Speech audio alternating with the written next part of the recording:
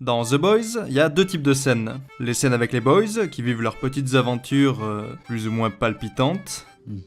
Et puis, il y a les scènes avec Homelander. Et là, en général, c'est le moment où on se redresse dans le fauteuil et où on commence à suer. Parce que quand Homelander débarque, tout peut arriver.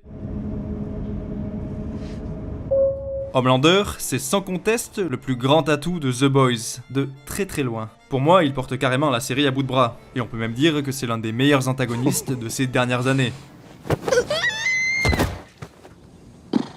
Et si le personnage est aussi marquant, bah déjà évidemment c'est grâce au jeu d'Anthony Starr, le mec est juste trop fort, à la fois terrifiant et plutôt hilarant. Mais si Anthony Starr peut nous livrer une performance de fou, bah c'est parce que l'écriture de son personnage le lui permet. Alors, comment on fait pour écrire un antagoniste aussi captivant que Homelander ? Première étape, c'est simple. Vous prenez Superman, vous en faites un méchant, du genre sociopathe, narcissique, et pourquoi pas avec un complexe de dieu. No. No God. The only man in the sky is me. Directement, ça pose des enjeux de fou. Comment les héros vont faire pour vaincre un antagoniste aussi puissant ? Ça paraît impossible. Le défi est gigantesque, et donc hyper accrocheur. En plus, un Superman en antagoniste, ça veut dire que tout le monde est à sa merci. Le personnage est juste trop puissant. I'm the Homelander. And I can do whatever the fuck I want. Si l'envie lui prend de faire quelque chose d'horrible, bah personne n'est capable de l'arrêter, du moins physiquement. Donc à chaque fois que Homelander apparaît dans une scène, on a peur pour les personnages autour de lui. Et rien que ça suffit à mettre une tension de fou à l'écran. Oh. Where's Barbara? Bon, je sais ce que vous allez dire. Être un antagoniste surpuissant, c'est pas spécifique à Homelander. Et c'est pas spécialement original non plus. C'est vrai que le trope du Superman maléfique, on le voit beaucoup ces derniers temps. Mais si ce trope est aussi populaire, bah c'est parce qu'il marche vraiment trop bien. Avoir un héros trop fort, c'est pas très intéressant, tout est trop facile pour lui, et donc ça diminue les enjeux. Mais avoir un antagoniste si puissant qu'il n'a parfois aucune faiblesse connue, là, on tient quelque chose. Maintenant, des auteurs peuvent tout à fait utiliser un même trope et l'interpréter de façon très différente, ce qui donnera des histoires qui n'ont rien à voir. Ok, on va prendre l'exemple d'Invincible. We need to talk. Le plus intéressant dans la série Invincible, c'est pas que Omni-Man est un méchant Superman sous couverture qui veut conquérir le monde. Non, c'est surtout qu'il est le père du héros, Mark, qu'on peut aussi appeler... Donc rien qu'avec cette idée, il y a un potentiel émotionnel très fort. No, this doesn't make any sense. You love me. You love Mom. I know you do. Mais il y a aussi un enjeu narratif évident. Mark, grâce à ses gènes, est la seule personne qui pourrait potentiellement vaincre Omni-Man. Donc il y a énormément d'attentes, de tensions et d'enjeux autour de cet affrontement. So be it.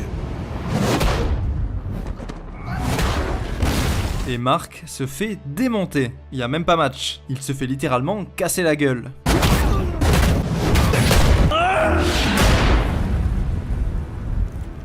Please.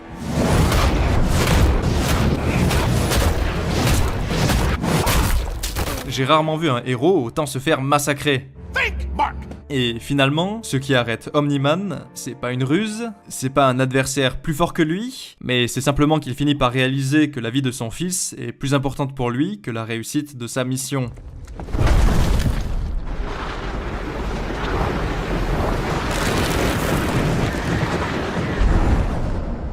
Dans Invincible, le trope du Superman maléfique est utilisé comme prétexte pour proposer un affrontement père-fils fort en enjeu et en émotion.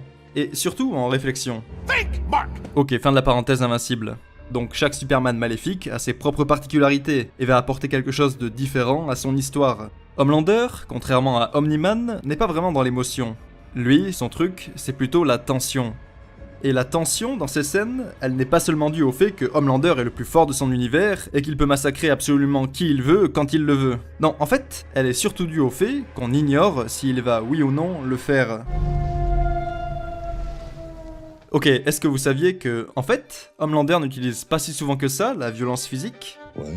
Je sais que ça peut sembler contre-intuitif, mais c'est statistiquement vérifiable. Par exemple, dans la première saison, Homelander apparaît dans 36 scènes, et il utilise la violence physique dans seulement 6 d'entre elles, dont 3 contre des criminels. You boys okay? c'est pas si énorme que ça pour un antagoniste. Et si vous vous dites que c'est parce que c'était la saison 1 et qu'il lui fallait le temps de se chauffer, bah dans la saison 2, pour les 43 scènes où il apparaît, il est violent dans seulement 6 d'entre elles. Et dans les saisons 3 et 4, j'en sais rien, j'ai eu la flemme de tout compter. Mais j'imagine que les résultats sont pas très différents. L'important à relever, c'est que finalement, Homelander n'est pas si sanguinaire que ça. Et en même temps, j'ai envie de dire, heureusement. Si le mec passait son temps à tuer chaque personne qui le contrariait, ok, ça serait choquant et gore, tout ça, mais ça serait vite redondant. Et surtout, prévisible. Alors que justement, ce qui rend Homelander captivant et terrifiant, c'est qu'il est parfaitement imprévisible. C'est l'incertitude qui amène de la tension. Quand Homelander est là, on retient notre respiration parce qu'on ignore ce qu'il va faire. On se demande, est-ce qu'il va faire quelque chose d'horrible? Et comme on n'est pas dans la tête de Homelander, eh ben on n'en sait rien. Du coup, la seule chose qu'on peut faire, c'est essayer de deviner ce qu'il va faire, de déchiffrer ses intentions. Et c'est pour ça qu'on est autant suspendu au jeu d'Anthony Starr, et à ses petites mimiques là. On essaye de deviner sa prochaine action. Donc maintenant, la question c'est comment font les scénaristes pour créer un maximum d'incertitude avec Homelander? You're a writer, you don't get paid shit. J'ai relevé 5 éléments. D'abord, il y a la mise en place. Dès le premier épisode de la série, les scénaristes font comprendre aux spectateurs qui est véritablement Homelander. Ils auraient pu faire durer le suspense plus longtemps, conserver l'image du super-héros modèle pendant quelques épisodes, voire même toute la saison, avant de faire un plot twist. Mais ils ne l'ont pas fait. Pourquoi? Parce que la priorité, c'est que les spectateurs sachent de quoi est capable Homelander. Ils doivent savoir qu'il est capable de recommencer à tout moment. Comme ça, dès le deuxième épisode, les spectateurs sont déjà dans l'attente et dans la peur de ce que pourrait éventuellement faire Homelander. Et ça a bien plus de valeur qu'un vieux plot twist. Deuxième élément, camoufler les intentions du personnage. Vous vous souvenez sûrement de la scène où Ashley présente à Homelander ce nouveau membre potentiel des 7. Blind spot, right? A differently abled member of the Seven. Ce qui est intéressant ici, c'est la réaction d'Homelander. And you, my friend, are a true hero. Not because of what you do for a job, but well, because of what you've overcome. Thank you. Et ça serait presque touchant si on connaissait pas déjà Homelander. What happens if, I don't know, I do this? Homelander n'annonce pas ce qu'il va faire. Il agit de manière soudaine, et c'est seulement ensuite qu'il affiche son mépris. And now you're just another useless fucking blind guy. This must be some kind of a joke. Jusqu'à la dernière seconde, le personnage camoufle ses véritables intentions derrière un sourire de façade. Qu'est-ce que tu caches sous ton sourire? Et Homelander fait souvent ça, donc difficile de savoir ce qu'il pense réellement. Et même si on se doute qu'il est de mauvaise humeur, on peut pas être certain de ses intentions. Est-ce qu'il va chercher à humilier? Est-ce qu'il va chercher à blesser? À tuer? Ou bien est-ce qu'au contraire, il va se montrer clément? Jusqu'au dernier moment, on n'en sait rien. Et même si au final, Homelander ne fait rien de violent, comme dans de nombreuses scènes, la tension provoquée par l'incertitude aura elle été bien réelle. Le troisième élément, c'est la menace fantôme. Bon, dans pas mal de scènes, Homelander ordonne à un autre personnage de faire quelque chose de terrible. Eat fucking Timothy. Jump. Kill him. Blow a train. What? Et tout le monde sait qu'il vaut mieux ne pas désobéir à Homelander. La menace est implicite. Donc déjà, niveau tension, on est pas mal. Le personnage victime est d'un coup placé dans un dilemme horrible, et on ignore ce qu'il va choisir. Parfois, si le personnage hésite un peu trop à son goût, Homelander va lui mettre un bon coup de pression en ajoutant une menace plus concrète. Not suggesting anymore. Jump. You kill him, or I'll fucking kill you both. Get in the oven, or your family goes in with you. Mais là où ça devient encore plus intéressant, c'est que, avec Homelander, on ne sait jamais quelle est la bonne façon de réagir. Le mec est plutôt compliqué. La plupart du temps, il vaut mieux faire ce qu'il demande, oui. Mais parfois, il vaut mieux désobéir, voire carrément lui tenir tête. You are not worthy of my respect. You are not a god. You are simply bad product. Le quatrième élément, c'est la stupidité. Homelander a beau être le plus fort de son univers, il n'en est pas le plus intelligent. Loin de là. You'll have to arrest half your company, half the country. Wait, you think I didn't think of that? Of course I thought of that. Cette faiblesse ajoute un côté comique au personnage, voire même pathétique, et elle l'oblige à s'entourer d'alliés bien plus malins que lui, ce qui donne des dynamiques intéressantes entre les persos. Mais surtout, ce manque d'intelligence rend Homelander encore plus imprévisible, parce que ça veut dire que le personnage fait plein d'erreurs. Terrific!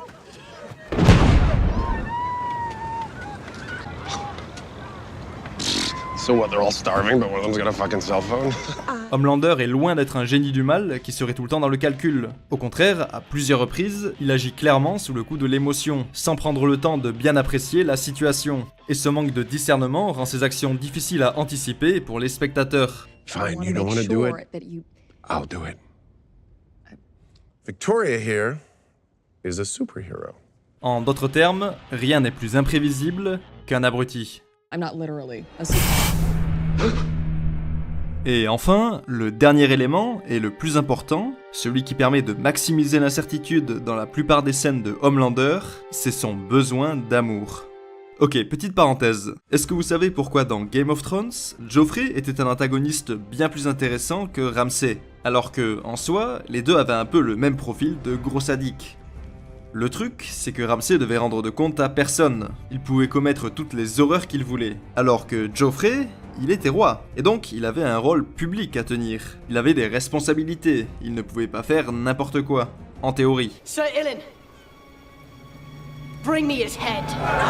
Mais nous, spectateurs, on ne savait pas dans quelle scène Joffrey allait faire des dingueries et dans quelle scène il allait prendre sur lui. On était dans l'incertitude. Et comme je vous ai dit, c'est l'incertitude qui amène la tension.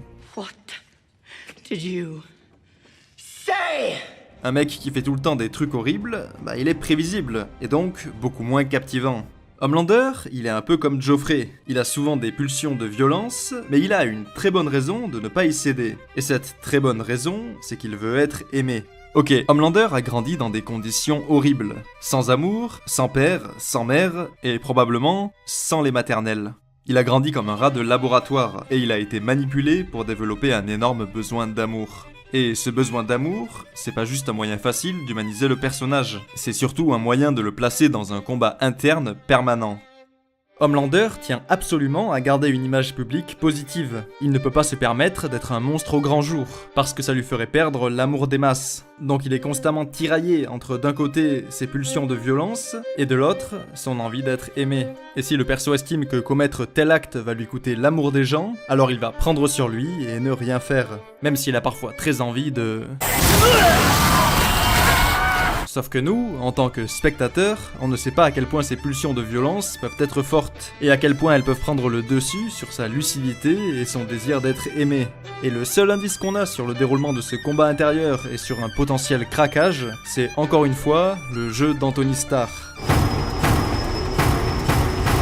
Donc, comme tous les autres éléments, le besoin d'amour apporte de l'incertitude au personnage. Ok, très bien. Mais alors, pourquoi je dis que c'est l'élément le plus important du personnage ? Tout simplement à cause des enjeux qu'il y a derrière. Le besoin d'amour, c'est la seule chose qui retient Homelander d'utiliser ses pouvoirs de façon déchaînée. Do I need to remind you of the Flight 37 video? Go ahead. Release it. I mean, sure, I'll lose everything, but then I'll have nothing to lose.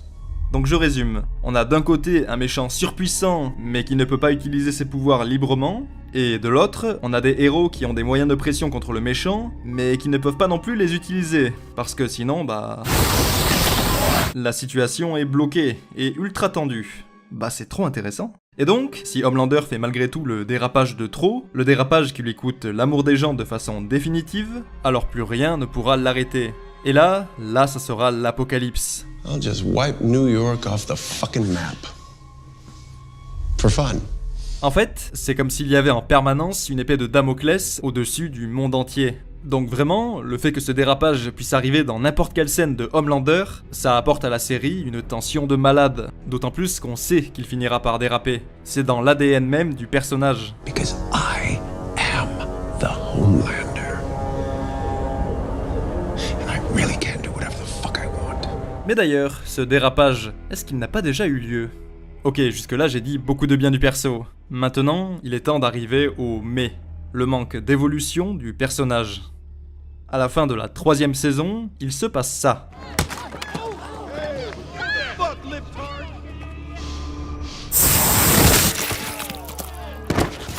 Et à ce moment-là, on pouvait s'attendre à ce que Homelander soit rejeté pour son action, et qu'il perde l'amour des gens. Lui-même, il s'y attendait d'ailleurs. Sauf que c'est l'inverse qui se produit. Ce moment, c'est un super plot twist, et surtout, c'est un point de rupture pour le personnage. Homelander réalise qu'il peut être violent en public, être lui-même, et quand même garder l'amour de ses fans. C'est d'ailleurs le point culminant de tout son développement dans la saison 3. Je vous résume vite fait, au début de la saison, Homelander multiplie les sorties de route. I'm stronger. I'm smarter. I'm better. I am better. Mais il réalise que, en fait, elles font augmenter sa cote de popularité. They want me to be myself? Homelander réalise qu'il n'a plus besoin d'incarner le super-héros modèle pour être aimé, et ça lui ouvre tout un univers de possibilités. There's always been so many things I want to do, and now I can do them all, finally. No one can stop me. Nobody. Et ça rend le personnage d'autant plus terrifiant pour les spectateurs, parce qu'on ne sait pas vraiment ce qu'il va dorénavant s'autoriser à faire. Free at last. Et à la toute fin, cette scène, avec ce violon, ce sourire et ce... Elle veut tout dire. Le conflit interne est résolu. Homelander n'a pas fait disparaître son besoin d'amour, mais il l'a contourné, ce qui est une résolution à la fois inattendue et satisfaisante. Et le fait que la saison se termine sur cette scène, ça a annoncé un Homelander bien plus libéré pour la suite. Vraiment, le développement du perso dans la saison 3 était excellent et très prometteur. Seulement voilà, il restait encore 2 saisons de The Boys, et les scénaristes ne voulaient probablement pas que Homelander passe si tôt en mode déchaîné, ce qui est compréhensible, donc en quelque sorte, ils font marche arrière. Et dans la saison 4, on retrouve un Homelander qui a toujours peur de perdre l'amour des gens. You still need love. So much love. En fait, il en est exactement au même point qu'au début de la saison 3. Comme si cette scène, et plus largement tout son développement de la saison, n'avait eu aucun impact sur lui. Et son nouvel objectif va être de se séparer de son besoin d'amour. It's time to overcome this need for love, this sickness. Un objectif qu'il avait déjà dans la saison 3 en fait, avec une scène d'introspection quasiment identique. We gotta cut that part of you out like a cancer. Le fond du monologue est exactement le même, il y a juste la forme qui est différente. Et au final, même dans la saison 4, l'arc de développement de Homelander ne donne pas grand chose de satisfaisant. Il y a tout un épisode où Homelander va confronter son passé, et l'épisode en lui-même est super, il y a rien à dire. Mais dans les épisodes suivants, il n'y a pas de conséquences, pas d'évolution visible. Au contraire, on dirait que Homelander est exactement le même qu'avant. Il y a juste une toute petite phrase dans le dernier épisode qui montre que Homelander se détache de l'opinion du public à son sujet. The response on socials has been mixed. Rien à foutre. Pour quelque chose d'aussi important pour le personnage, c'est vraiment pas grand chose. Et en plus, tout ce qu'il finit par obtenir à la fin de la saison, bah il y est pour rien. Le perso n'a rien mérité. Il a juste eu de la chance que Butcher soit allé butcheriser Newman. On a connu plus satisfaisant comme évolution. Donc vraiment, Homelander est un antagoniste incroyable, et il amène une tension folle dans chaque scène où il est présent. Mais il souffre malgré tout du même problème que le reste de la série, à savoir, les personnages et l'intrigue ont tendance à tourner en rond. Pour résumer très vite fait, il aura fallu attendre la fin de la saison 4 pour que les choses bougent enfin, après 3 saisons de quasi statu quo.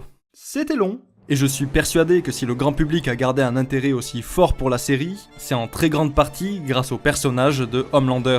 En à peine quelques années, le personnage est devenu l'un des antagonistes les plus marquants de la pop culture. Et je parie qu'il va continuer à marquer les esprits dans la saison finale. Pas très risqué le pari, j'avoue.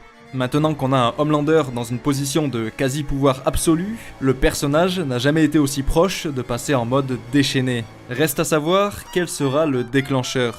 Et quand ça arrivera enfin, eh ben ça risque d'être un spectacle mémorable. Allez, à plus. Pancake-da. Delicious. Yeah.